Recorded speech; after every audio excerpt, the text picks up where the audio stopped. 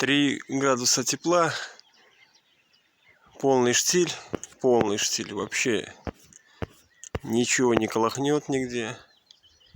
Вот наверху, если поймаю, дотянусь.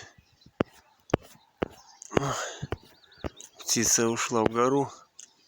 Вот, еле достаю. Неплохо, не достаю. Не, вот немножко видно. Это 2 бабочки, и к ним урюпинский прицепился.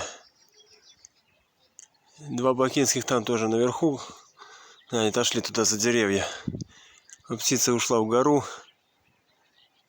В горе с полным штилем практически, но чуть-чуть там, чуть-чуть вот колыхается немножко. Вот это и о том, что без ветра бабочку там гнать.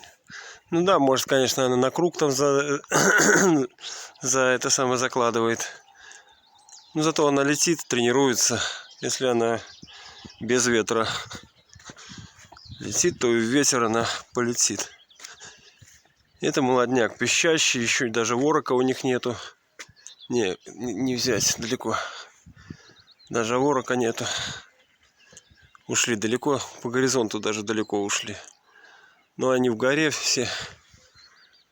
Вот такие вот пока результаты. Бабочка без ветра. 2 бакинских и урюпинских. Все в горе сегодня. Хорошо, вообще отлично поднялись. Сколько они там, наверное?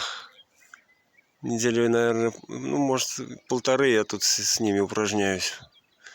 Пока вот так.